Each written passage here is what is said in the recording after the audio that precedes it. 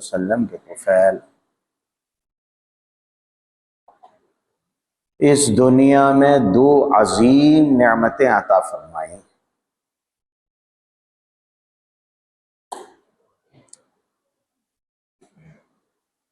ایک تو یہ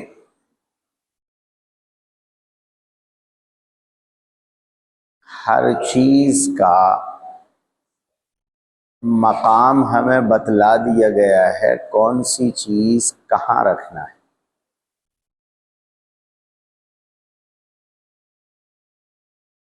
یہی عدل اور ظلم کا فرق ہے۔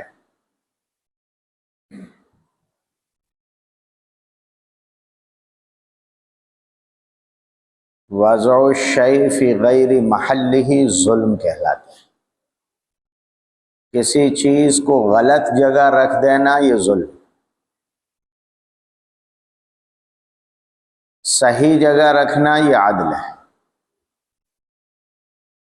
ہمیں جو عظیم سبق جناب محمد الرسول اللہ صلی اللہ علیہ وسلم نے دیا ہے وہ یہ کہ ہمیں یہ بتلا دیا گیا ہے کہ کس چیز کا کیا مقام، کس کو کہاں رکھیں گے۔ محبت کو کہاں رکھنا ہے، عداوت کو کہاں رکھنا ہے۔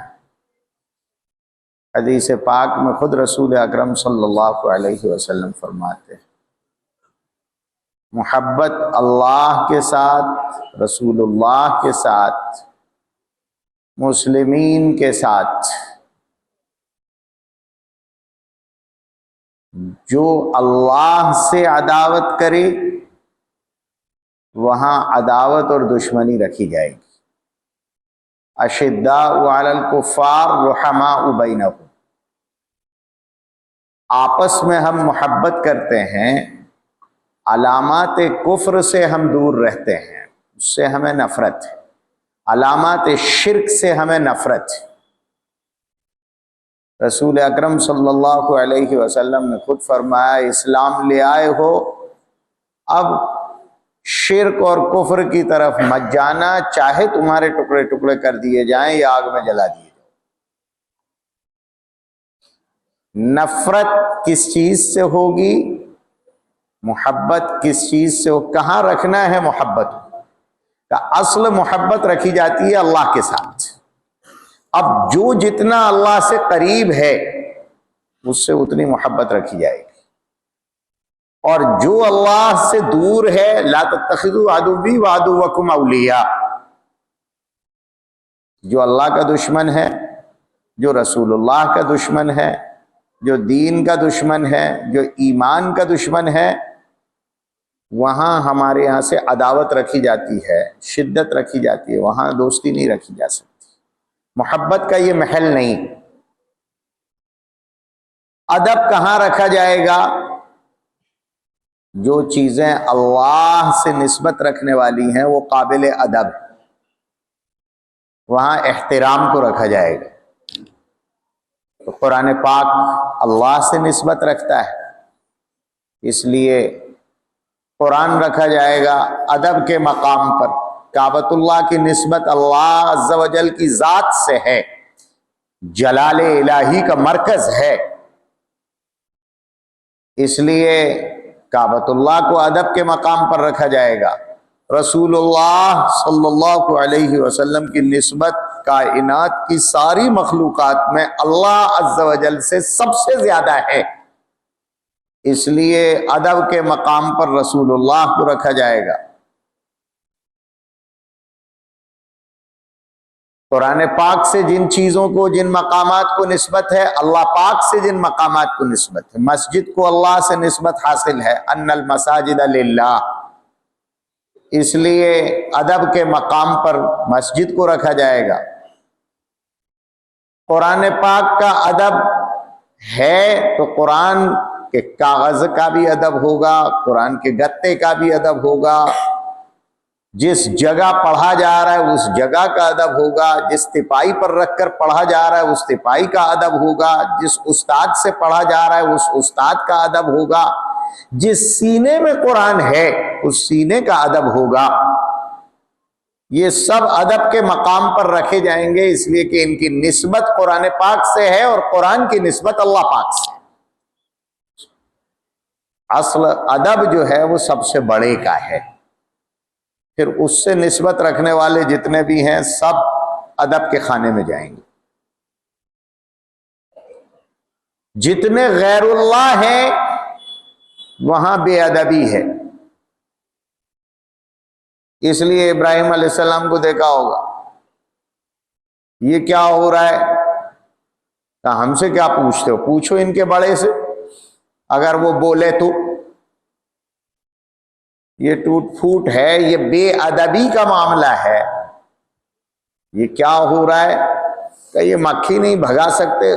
خدا کے مقابلے میں جو کھڑا ہو جائے، کوئی کہے حضرت فرعون،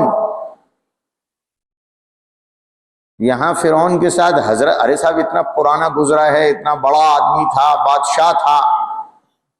کسی کرسی پہ بیٹھ جانے کی وجہ سے ادب کا مستحق نہیں ہوتا. کسی بڑائی کی وجہ سے، دنیاوی اسباب جمع کر لینے کی وجہ سے ادب کا مستحق نہیں ہے. ادب کا مستحق نسبت کی وجہ سے ہے جو اللہ کی ذات کے ساتھ. مالدار ہو جانا یہ ادب کے لیے سبب نہیں بنتا، عہدے دار ہو جانا یہ ادب کے لیے سبب نہیں بنتا، ہنردار ہو جانا یہ ادب کے لیے سبب نہیں بنتا. ادب کیا جائے گا جب نسبت دار ہو جائے گا، اور نسبت بھی اللہ سے ہوگی. اس لیے اس خانے میں سب چلے جائیں گے.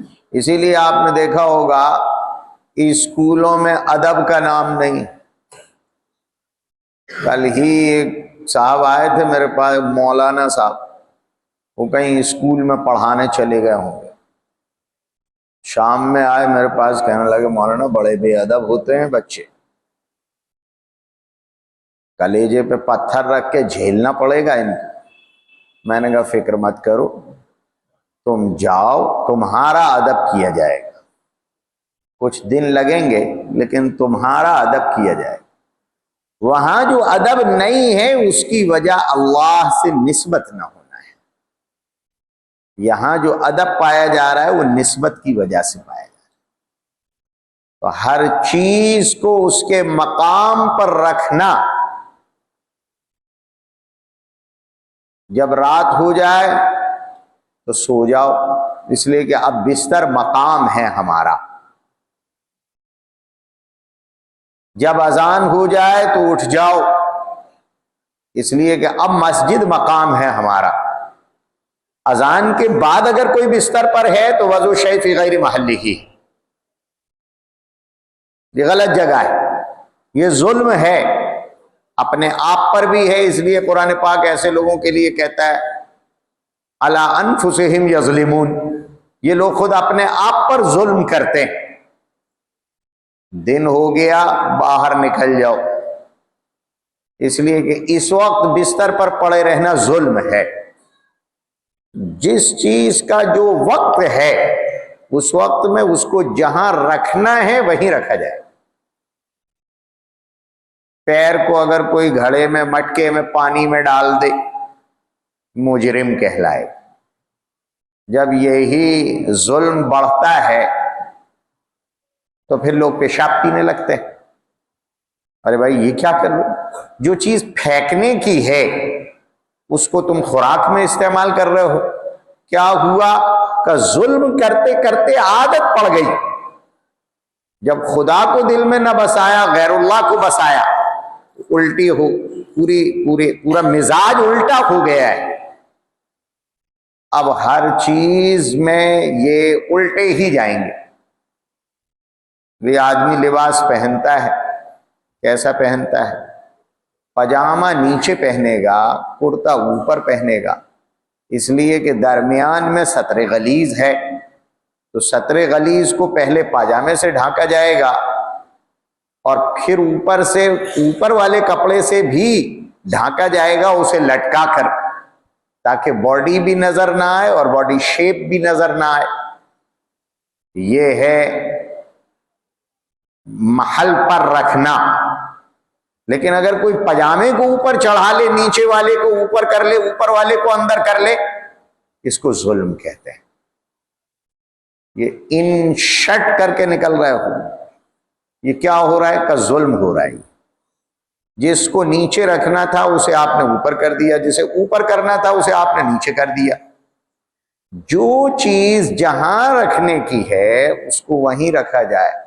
اگر کوئی ممبر پر چپل پہن کے بیٹھ جائے، مجرم کہلائے گا. ارے بھائی چپل تو پہنتے ہیں، سبھی پہنتے ہیں، جگہ نہیں ہے، یہ جگہ چپل پہننے کی نہیں. یہاں اگر کوئی رات میں سوتے وقت حضرت ٹوپی لگا کر سو رہے ہیں، یہاں کتنے بھی بڑے حضرت ہوں، یہاں ٹوپی ہٹا کر سویا جائے. یہ جگہ ٹوپی لگانے کی نہیں. ہر چیز کو اس کے مقام پر رکھنا یہ عدل ہے، اور اپنی جگہ سے ہٹا دینا یہ ظلم ہے. اسی کو دنیا والے ڈسپلن کہتے ہیں. یہ سکھایا جاتا ہے. اگر اس وقت میں یہ ساری پیٹیاں آپ صفوں میں پھیلا دیں تو اس کو کیا کہیں گے؟ یہ کہا جائے گا کہ بے تمیز لوگ رہتے ہیں. کیا غلط ہوا ہے کہ جس وقت میں ان کو جہاں رکھنا ہے اس کے خلاف کیا گیا ہے. یہ فرق ہمیں ہر جگہ رکھنا ہوگا. یہ فرق ہمیں ہر جگہ رکھنا ہوگا. جب ہم کھانے بیٹھتے ہیں تو کھانا ہمارے برتن میں ہوگا، برتن میں کھانا ہوگا جب ہم کھانے بیٹھیں. لیکن جب ہم اٹھیں گے اس کے باوجود بھی اگر برتن میں کھانا ہے، یہ ظلم ہے. بھائی میں طالب تھا اس لیے کھانا میرے برتن میں تھا. جب میں فارغ ہو چکا، اب کوئی طالب نہیں ہے، پھر کھانا میرے برتن میں. یہ جھوٹن باقی رکھنا یہ ظلم ہے. اسی لیے رسول اکرم صلی اللہ علیہ وسلم نے فرمایا پلیٹ صاف کرو، صاف کرو، انگلیوں سے چاٹ لو. تم نہیں جانتے کہ کھانے کے پہلے دانے میں برکت ہے یا آخری دانے میں برکت ہے. کس سے تمہیں شفا ملے گی، کس سے تمہیں صحت ملے گی، یہ تم جانتے نہیں ہو. جس وقت میں جو چیز جہاں رکھنا ہے. نہیں کہا کہ جمعے کے دن صاف ستھرے کپڑے پہن کر آؤ. اب کوئی جمعرات کی رات کو پہن کے سو جائے کیونکہ کل جمعہ ہے، دیکھو میں ابھی سے تیار ہوتا ہوں، یہ ظلم ہے.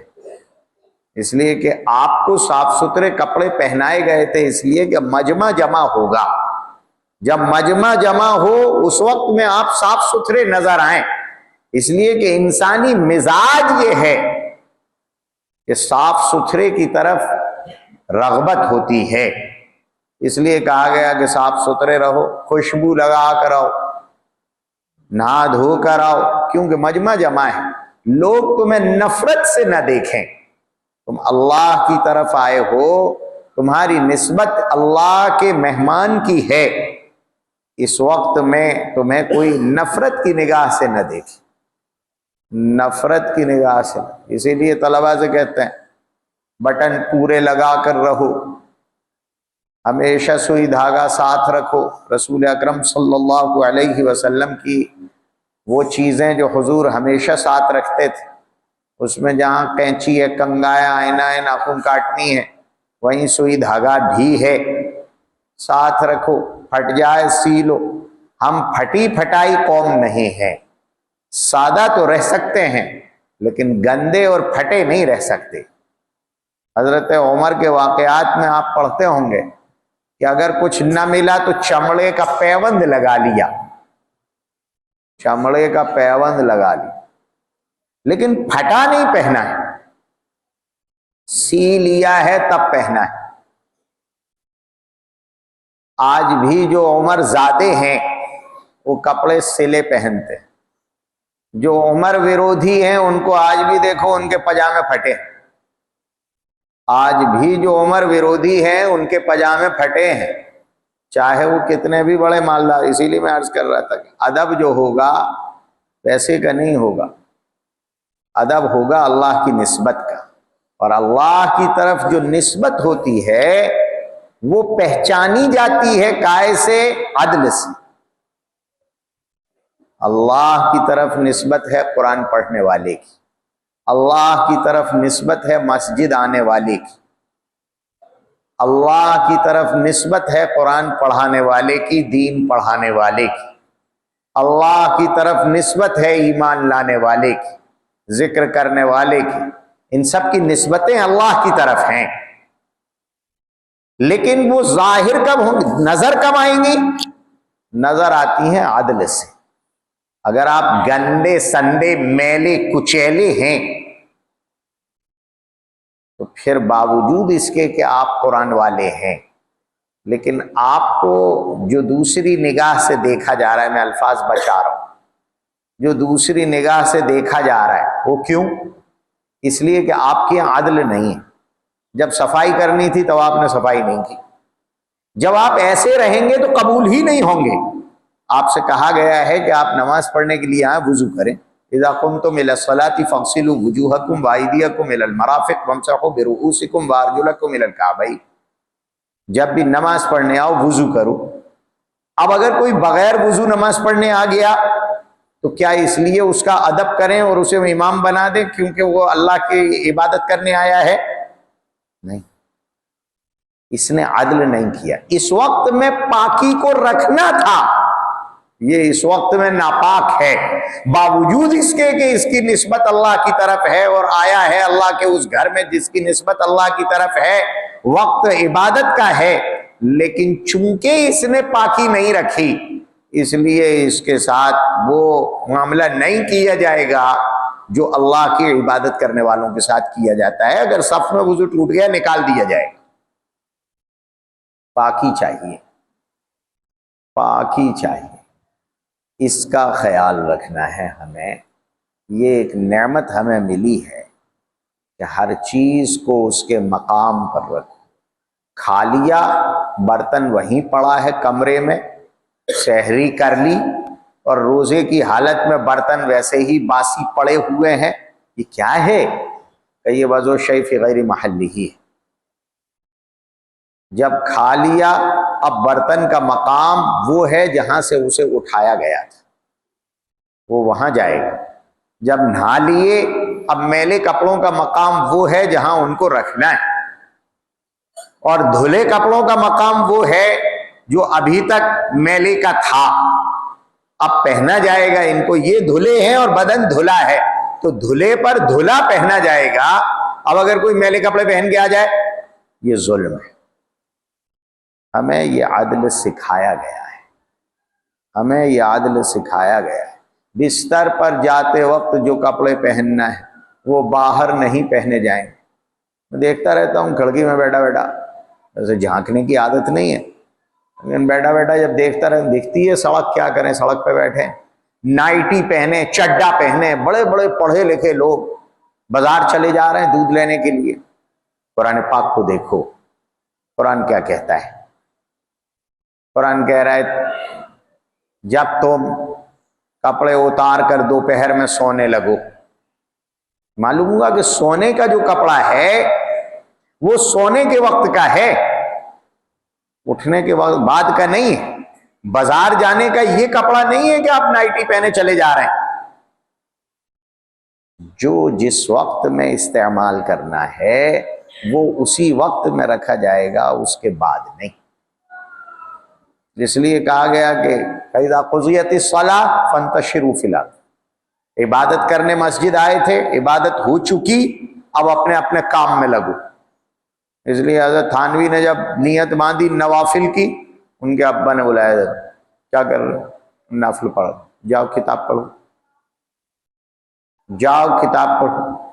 پوری امت تم پر بھروسہ کر کے سو رہی ہے، نوافل پڑھ رہی ہے، کیونکہ تم نوافل کے مسئلے یاد کر رہے ہو۔ اگر تم مسئلے یاد کرتے وقت میں نوافل پڑھنے لگے اور وہ بھی نوافل پڑھ رہے ہیں، تم بھی نوافل پڑھ رہے ہو، تو مسائل کون یاد کرے گا؟ جاؤ بھائی، عبادت کر رہا ہوں میں اپنی جگہ، لیکن عبادت میں یہ دیکھو فرض کیا ہے، نفل کیا ہے۔ آپ کے ذمے فرض تھا جب آپ نے اپنے آپ کو ریزرو کر لیا، کہ میں اللہ کا دین سیکھوں گا، تو آپ پر فرض ہے کہ آپ مسائل کا علم سیکھیں،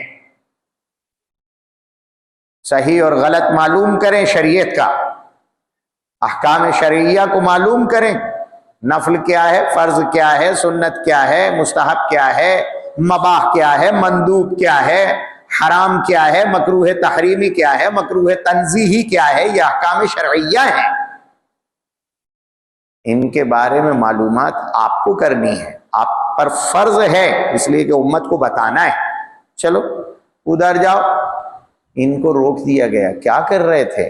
عبادت ہی تو کر رہے تھے، نہیں، جس وقت میں جو کام کرنا ہے اس وقت میں وہ کام کیا جائے، اگر نہیں کیا گیا تو ظلم ہو۔ کلاس میں جتنی دیر ہم بیٹھے ہیں، ہم ہیں عبادت کے لیے، ہم ہیں تعلیم کے لیے، اس وقت میں ہم باتیں کریں، ادھر ادھر ایران توران کی ہانکیں، یہ وضع شیء فی غیر محلہ، ان باتوں کا یہ محل نہیں ہے، یہ باتیں اثر بات تفریح میں کرنے کی، جو وقت تفریح کا ہے، جو بات تفریح کی ہے وہ تفریح میں کی جائے گی، اگر تعلیم کے وقت میں تفریح کی جاتی ہے تو یہ ظلم ہے، اس کو ہمیں ہر جگہ سمجھنا ہوگا، یہ نعمت رسول اللہ صلی اللہ علیہ وسلم نے ہمیں عطا فرمائی، اور دوسری نعمت جو اس سے بڑی ہے وہ یہ کہ بیسٹ، جو سب سے اعلیٰ ہے، وہ اختیار کرنے کو ہمیں کہا گیا ہے۔ ہم رسول اللہ صلی اللہ علیہ وسلم کے مہمان ہیں، حضور کے علوم کو حاصل کرتے ہیں۔ اللہ عز و جل نے سب سے بہتر چیز انبیاء کو دی، اور انبیاء کرام میں سب سے اعلیٰ رسول اللہ صلی اللہ علیہ وسلم کو عطا فرمایا، اس لیے حضور اکرم صلی اللہ علیہ وسلم کا دین سب سے اعلیٰ، کتاب سب سے اعلیٰ، ہدایات سب سے اعلیٰ، سنتیں سب سے اعلیٰ، طریقہ سب سے اعلیٰ، باتیں سب سے اعلیٰ۔ تو ہم جب وارث بنے تو حضور نے فرمایا علماء امتی کا انبیاء بنی اسرائیل، انبیاء بنی اسرائیل جیسے تھے ویسے میرے امت کے علماء ہوں گے، وہ درد، وہ جذبہ، وہ اشاعت کی دھن، وہ دین کے حفاظت کا خیال، اور اس کے لیے سب کچھ قربان کرنے کا مزاج، حق اور سچ کو باقی رکھنا اور گڈمٹ سے محفوظ رکھنا، یہ علماء امت کا کمال ہوگا، جس کی وجہ سے وہ انبیاء بنی اسرائیل کی طرح ہوں گے۔ سب سے اعلیٰ چیز ہمیں لینے کو کہا گیا ہے، اور ہمارے لیے منتخب، ہم آئے ہی اسی لیے، دنیا میں سب علم حاصل کر رہے ہیں، لیکن سارے علوم میں سب سے اعلیٰ علم قرآن پاک کا ہے، ہمیں انکار نہیں ہے کسی بھی علم سے، قدر ہم سب کی کرتے ہیں، لیکن سب سے اعلیٰ جو ہے اس کو منتخب کرنے کو ہمیں کہا گیا ہے۔ اس لیے قرآن کہتا ہے ہوا خیر مما یجمعون، جو کچھ بھی تم سینے میں سجاتے اور بھرتے ہو اس میں سب سے اعلیٰ اللہ کے احکام، اللہ کی کتاب، اللہ کی ہدایات، اللہ کا قرآن ہے، خیر مما یجمعون۔ تو تمہارا مزاج سب سے اعلیٰ کا ہوگا، اور یہ یاد رکھو کہ سب سے اعلیٰ تھوڑا ہوتا ہے، تو میں گھروں سے لایا ہی اس لیے گیا ہے، اور لایا بھی کب جاتا ہے؟ ابتدائے جوانی میں، والضحیٰ واللیل اذا سجا، چڑھتی جوانی میں تمہیں لایا جاتا ہے اور یہاں رکھا جاتا ہے۔ یہ وقت جو لڑکپن کا ہے، شوق پورے کرنے کا ہے، تفریحات کا ہے، گھومنے پھرنے کا ہے، اس وقت کو قربان کرایا جاتا ہے۔ سب سے اعلیٰ ترین زندگی کا جو وقت ہے وہ ہم کس کے لیے رکھتے ہیں؟ کہ سب سے اعلیٰ چیز کے لیے رکھتے ہیں، رسول اللہ صلی اللہ علیہ وسلم کی تعلیمات کے لیے رکھتے ہیں، حضور کی ہدایات کو سیکھنے کے لیے رکھتے ہیں، وقت سب سے اعلیٰ۔ اور سب نہ معلوم کیا کیا کھا رہے ہیں، نہ معلوم کیا کیا کھا رہے ہیں، لوگ سمجھتے یہ ہیں کہ دوسرا برا کھا رہا ہے، لیکن یہ پتہ نہیں ہے کہ ہم کیا کھا رہے ہیں۔ اس لیے ہمیں مدرسوں میں لایا جاتا ہے اور یہاں ہمیں اللہ کے نام کا کھلایا جاتا ہے۔ اللہ کے نام کو لوگ کہتے ہیں زکوٰۃ صدقہ کھا رہے ہیں، ارے یہ پتہ نہیں ہے کہ ہم سب سے پاکیزہ کھا رہے ہیں۔ لوگ بیاج کھا رہے ہیں، لوگ رشوت کھا رہے ہیں، حرام کا کھا رہے ہیں، وہی کھلاتے بچوں کو اپنوں، ہم سمیٹ سمیٹ کر یہاں لاتے اور خالص اللہ کے نام کا کھلاتے، خالص اللہ۔ اور اللہ کا نظام عجیب، جبھی تو ہمیں کم ملتا ہے، چونکہ اعلیٰ ملتا ہے، اور اعلیٰ چیز دنیا میں کم ہوتی ہے۔ دودھ زیادہ ہوتا ہے یا گھی زیادہ ہوتا ہے؟ دودھ زیادہ ہوگا، گھی کم ہوگا۔ چھاچھ اتنی ساری ہوگی، گھی اس میں سے اتنا سا نکلتا ہے۔ جو اعلیٰ ہے وہ کم ہوگا، لوہا زیادہ ہے، سونا کم۔ جو اعلیٰ ہوتا ہے وہ کم نکلتا ہے۔ میں ابھی آ رہا تھا تو میں نے دیکھا یہاں صفیں پھٹی ہوئی ہیں، ادھر جاؤ مالداروں کی مسجدوں میں تو تین تین بچھی رہتی ہیں، نیچے گدے والی الگ ہوگی، اوپر قالین والی الگ ہوگی، اس کے اوپر نقاب الگ ہوگا۔ وہ جو 2-5 منٹ کو آ رہے ہیں بیڑیاں دھونک دھونک کے، سگریٹیں پی پی کر، ان کی مسجدوں میں جا کر دیکھو تو اتنے موٹے موٹی سی نمازیں بچھی، عالی شان قالین بچھے ہوں گے۔ تیرے صوفے ہیں افرنگی، تیرے قالی ہیں ایرانی، لہو مجھ کو رلاتی ہے جوانوں کی تناسانی۔ یہاں دیکھو صفیں پھٹ رہی ہیں۔ میں جب ادھر سے آ رہا تھا تو مجھے یہ خیال آیا، ایک دم وہیں سے مضمون بھی آیا، یہ ہمیں اتنی سادگی کیوں ملتی ہے؟ انہی چٹائیوں سے ہم گئے ہیں اور ابھی بھی وہیں ہیں۔ یہ ہمیں پھٹا چتھا کیوں ملتا ہے؟ یہ ہمیں پرانا کیوں ملتا ہے؟ یہ ہمیں سادہ کھانا کیوں ملتا ہے؟ یہ ہمیں سادہ برتن کیوں ملتے ہیں؟ یہ اس لیے ملتے ہیں کہ ہمیں اعلیٰ چاہیے، اور اعلیٰ کم ہی ملتا ہے۔ کروڑ پتی بھی ہوگا، شادی میں اتنا سارا خرچ کر رہا ہے، علماء کا دل دکھ رہا ہے، رو رو کے گھٹ گھٹ کے موٹے ہو رہے ہیں، یہ دیکھو امت کا حال اتنی بری ہے، ناجائز خرچ کرتی ہے۔ جائز ہے ہی، جو اعلیٰ ہے وہ تو اتنا سا ہی ہے، وہی تمہیں ملا ہے، یہی پھٹی چٹائی حلال کی ہے، یہی ہے، اور تمہارے پاس حرام آ ہی نہیں سکتا، اتنا ہی آئے گا، اس لیے تمہیں یہاں بند کر کے رکھا جاتا ہے۔ اعلیٰ وقت دوسروں کے لیے نہیں، اللہ کے لیے، رسول اللہ کے لیے، ہدایات اسلامی کے لیے، تعلیمات قرآنی کے لیے۔ اور یہاں جو سب سے اعلیٰ، اللہ کے نزدیک جو سب سے اعلیٰ ہے، بالکل پاکیزہ ہے، وہ تمہیں کھانے کے لیے، پینے کے لیے، سونے کے لیے، استعمال کے لیے دیا جائے گا۔ اس لیے دیکھنا گھر والے بھی اسکول والوں کو زیادہ دیں گے، تمہیں کم دیں گے۔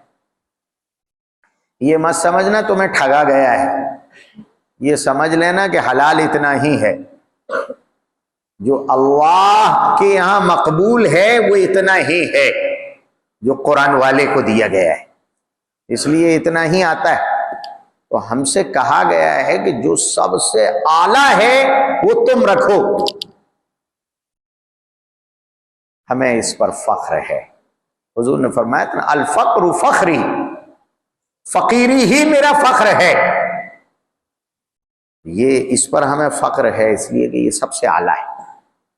اگر اعلیٰ نہ ہوتا تو رسول اللہ صلی اللہ علیہ وسلم اس کو اپنی زندگی کا جز نہ بناتے، اور اس پر جس پر حضور فخر کا اظہار فرمائیں، ظاہر ہے کہ یقیناً وہ کچھ اعلیٰ ہی ہوگا۔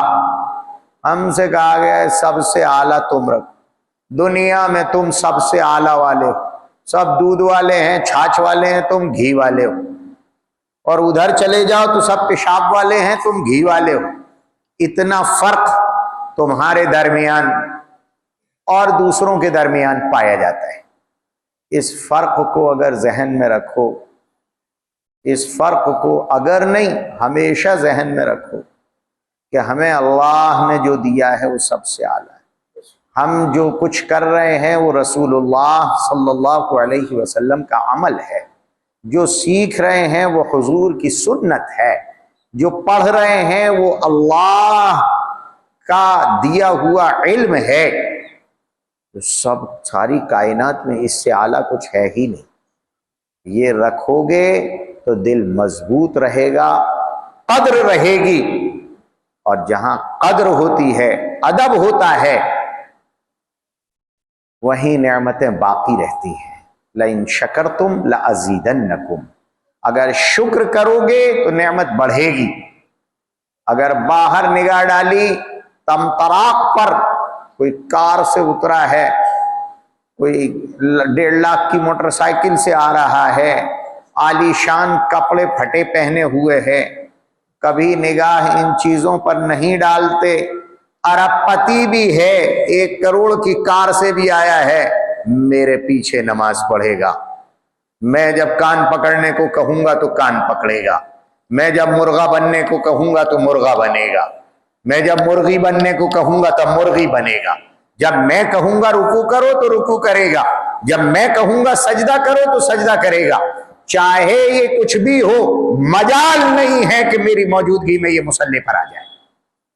یہ شرف صرف مجھے حاصل ہے، مصلی میرے لیے ہے، اس لیے کہ میں وارث نبی ہوں، میں اللہ کا منتخب شدہ ہوں۔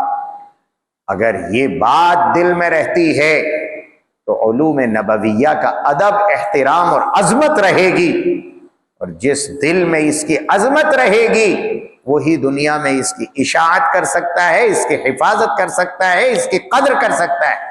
دنیا آڑی ترچھی جاتی رہے، صحابی رسول کو نہیں دیکھا تھا جن کا لقمہ گر گیا تھا دسترخوان پر، انہوں نے اٹھایا، صاف کیا، اور پھر اس کو جب منہ میں لیا تو پڑوسی نے کوہنی ماری، کہا یہ کیا کر رہے ہو، لوگ دیکھ رہے ہیں، کیا سوچیں گے؟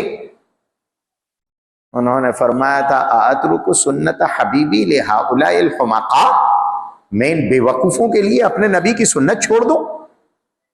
ہم اپنے نبی صلی اللہ علیہ وسلم کے علوم کے سچے وارث ہیں، اسی سے ہماری عزت ہے، اسی سے ہماری پہچان ہے۔ ہم جہاں رہیں گے نبی والے رہیں گے، ہم چھینکیں گے تو منہ پر ہاتھ ہوگا، ہم ہی ہیں سیدھے ہاتھ والے، اس لیے ہمیں پتہ ہے اوپر کا چمچ الگ ہے، نیچے کا چمچ الگ ہے، ہمیں ہی معلوم ہے، کسی اور کو نہیں پتا۔ بڑے بڑے ڈیبیٹ میں بیٹھ جاتے ہیں، الٹے ہاتھ سے پانی پی رہے ہیں، محققین ہیں، اسکالرز ہیں، بڑی تحقیقی ڈیبیٹ فرما رہے ہیں، الٹے ہاتھ سے پانی پی، جب یہی تحقیق آج تک نہیں کر پائے کہ کون سا اوپر کا ہے کون سا نیچے کا ہے، تو تمہاری آگے کیا خاک سنیں گے ہم؟ یہ نعمت رسول اللہ صلی اللہ علیہ وسلم کے در دولت سے ملتی ہے، وہاں معلوم ہوتا ہے کہ اس کو کہاں رکھنا ہے۔ یہ نعمتیں اللہ عز و جل نے ہمیں حضور کی نسبت کے صدقے میں عطا فرمائی ہیں، ان کی قدر کی ضرورت ہے۔ اللہ عز و جل نے خود قرآن پاک کی نعمت پر خوش ہونے اور قدر کرنے کا حکم دیا ہے۔ جس کو یہ نعمت حاصل ہے، اللہ قدردانی کی دولت دے، اللہ قدردانی کی دولت دے۔ مدرسوں میں حافظ ہو جاتے ہیں، خوب تعریفیں کی جاتی ہیں، خوب فضائل سنائے جاتے ہیں، ماں باپ کے تاج بھی سنائے جاتے ہیں، اور ان کی بھی فضیلتیں سنائی جاتی ہیں، اور آج تو ایک نے کہہ دیا کہ قبر میں ہی جنت مل جائے گی۔ پکی بات بھائی، پکی بات کون انکار کر دے، سب کچھ سچ، لیکن یہ سب موقوف ہے قدردانی پر، سب موقوف ہے ادب پر۔ جس دل میں قرآن ہو اس میں کسی کی برائی نہیں آئے گی، جس دل میں قرآن ہو اس میں گناہوں کا جذبہ نہیں آئے، جس آنکھ نے قرآن دیکھا ہے وہ بد نظری نہیں کرے گی، جس دل میں قرآن ہو وہ بد فکری نہیں کرے گا، بد خیالی سے بچتا ہے، برے اعمال سے وہ بدن بچتا ہے۔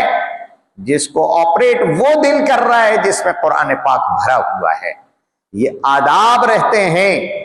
اگر اعلیٰ ترین دودھ بھی مٹی کے تیل کی کین میں بھر دیا جائے تو وہ دودھ پینے قابل نہیں رہتا، لوگ تھوک دیتے ہیں، پھینک دیتے ہیں۔ وہ حافظ، وہ قرآن والا جس کے سینے میں قرآن بھرا ہو لیکن اس کے باوجود اس نے گناہوں کی غلاظتوں کو اگر اپنی نگاہوں میں، اپنے بدن میں اور اپنے دل میں جگہ دے دی، برے خیالات کو، حرام خیالات کو جگہ دی ہے، تو یہ قرآن سینے میں نہیں رہے گا، نکل جائے گا۔ میرے بھائیوں، اس کو یاد رکھنا چاہیے۔ اعلیٰ چیز، سونار جب زیور دیتا ہے تو ڈبی کے ساتھ دیتا ہے، ڈبہ دیتا ہے مضبوط. میں چشمہ لینے گیا تھا ایک مرتبہ، تو وہ چشمہ تو اس نے دے دیا فریم لیس، جس میں فریم ہی نہیں تھا، وہ گڈھے کر کے ویسے ہی اسکرو کس دیتے ہیں کانچ میں. ٹھیک ہے بھائی، وہ تو اتنا نازک کہ اگر کوئی تھپڑ مارے تو چشمہ ہی ٹیڑھا ہو جائے. اور فریم اس نے وہ جو ڈبہ دیا، باکس دیا، چشمے کا کیس دیا، اس کو کہہ رہا ہے مجھے دیتے ہوئے کہ یہ اتنا مضبوط ہے کہ اگر کار کے نیچے ڈال دو گے کار نکل جائے گی تو نہیں ٹوٹے گا. میں نے کہا اس کی مضبوطی دیکھوں یا اس کی مضبوطی دیکھوں؟ یہ تو ڈبہ ہے، اسے مجھے رکھنا کتنی دیر ہے؟ اصل تو مجھے چشمہ آنکھ پر لگانا ہے. جب یہی مضبوط نہیں ہے، لیکن اعلیٰ چیز کا ڈبہ اعلیٰ ہوتا ہے اور بغیر ڈبے کے نہیں رہتی. تمہیں جو ڈبے میں رکھ کر تربیت کی جاتی ہے وہ اس لیے کہ تمہیں جو چیز دی جا رہی ہے وہ اعلیٰ ہے.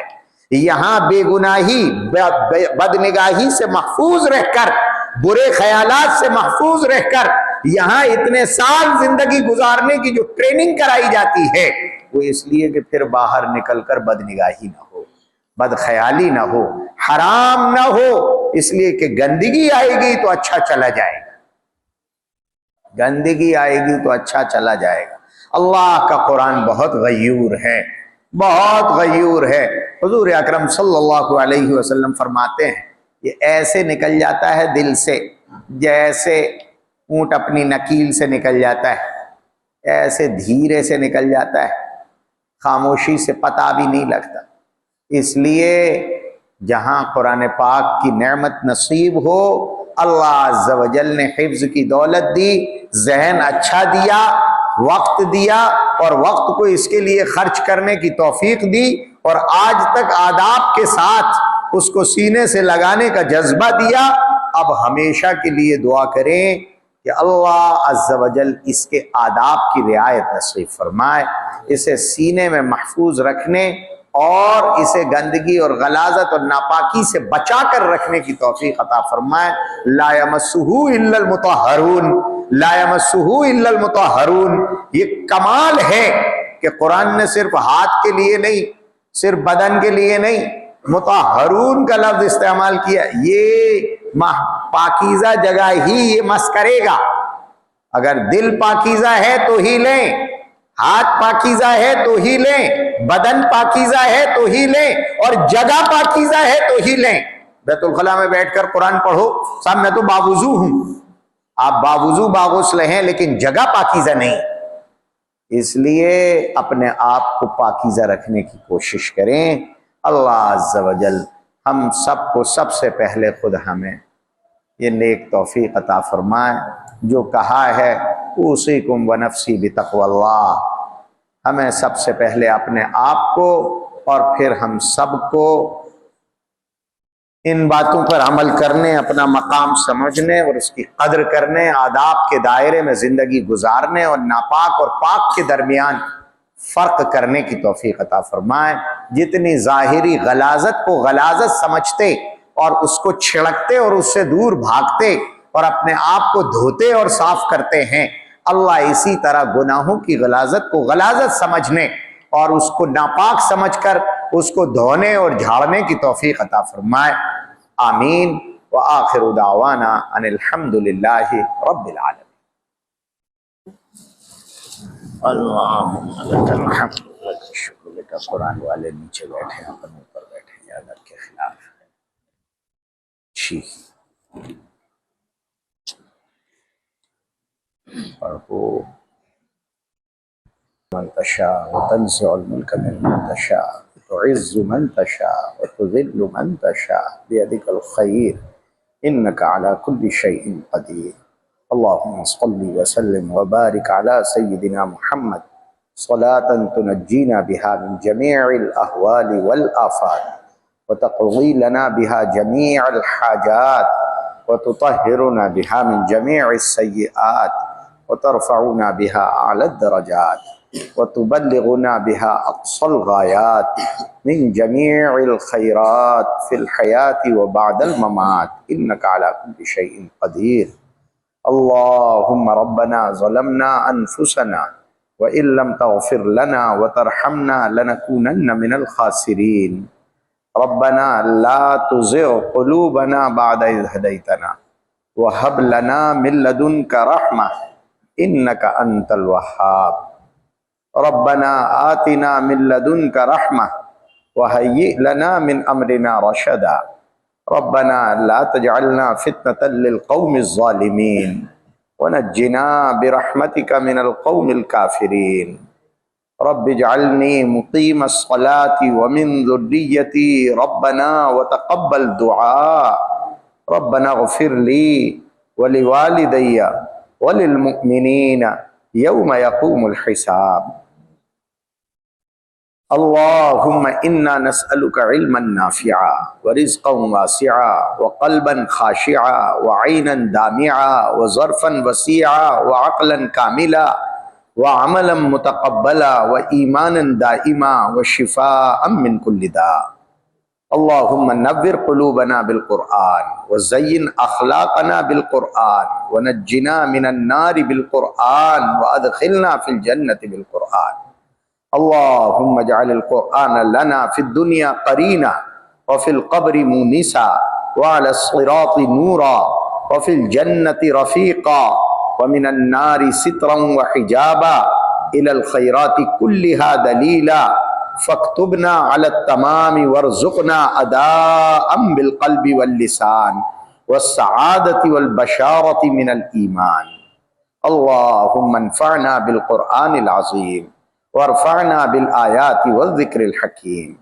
اللهم اجعل القرآن العظيم ربيع قلوبنا وجلاء صدورنا وذهاب همومنا وغمومنا اے اللہ ہماری سہکاریوں کو معاف فرما، خطا کاریوں سے درگزر فرما، ہمارے نفوس کے شرور سے ہماری حفاظت فرما، ہمارے اعمال بد کے شرور سے ہم سب کی حفاظت فرما، اے اللہ ہم سب کے شرور سے ایک دوسرے کی حفاظت فرما، ان اداروں کی حفاظت فرما، ان میں پڑھنے پڑھانے والوں کی ہر مخلوق کے شر سے حفاظت فرما، نظر بد سے اے اللہ خیال بد سے حفاظت فرما، اے اللہ جنہیں آپ نے یہاں پہنچا دیا ہے اپنے ہی لطف و رحمت سے انہیں اپنے دین کے لیے قبول فرما لیجیے، اے اللہ انہیں اپنے دین کے لیے قبول فرما لیجیے، ان کے سینوں کو کھول دیجیے، اے اللہ ان کے سینوں کو علوم نبویہ کے لیے کھول دیجیے، احکام قرآنیہ کے لیے کھول دیجیے، اے اللہ انہیں پاکی کی قدر نصیب فرما، ناپاکی سے نفرت نصیب فرما،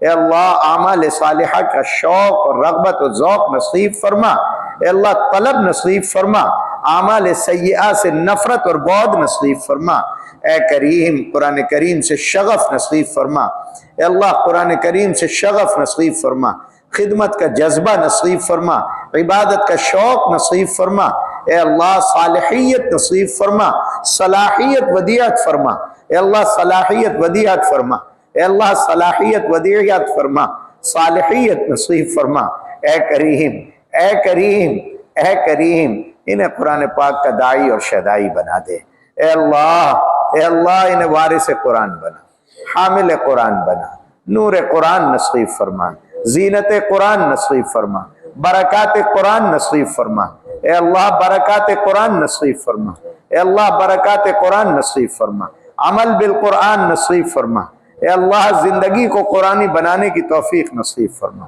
اے کریم زندگی بھر قرآن پاک کے ساتھ جینے اور مرنے کی توفیق نصیب فرما، اے اللہ اس کی برکت سے ہمارے گھروں میں برکتیں نصیب فرما، زندگیوں میں برکتیں نصیب فرما، صحتوں میں برکتیں نصیب فرما، حفاظتیں نصیب فرما، اے اللہ ہر مخلوق کی شر سے حفاظت فرما، اے اللہ بروں کی برائی سے سب کی حفاظت فرما، پوری امت کے حال پر رحم فرما، اے اللہ جہاں جہاں امت جس طرح بھی پریشان ہے اے کریم گھٹ گھٹ کے ماری جا رہی ہے، اے اللہ بھوکے ہیں پیاسے ہیں ننگے ہیں بیمار ہیں تڑپ رہے ہیں، اے اللہ دبے ہوئے ہیں تن و من ملبے میں دبے ہوئے، اے اللہ اپنے نبی کی اس امت پر رحم فرما دے، اے اللہ اپنے نبی کی اس امت پر رحم فرما دے، اے اللہ اپنے نبی کی اس امت پر رحم فرما دے، ان قربانیوں کو قبول فرما، اے اللہ ان قربانیوں کو قبول فرما،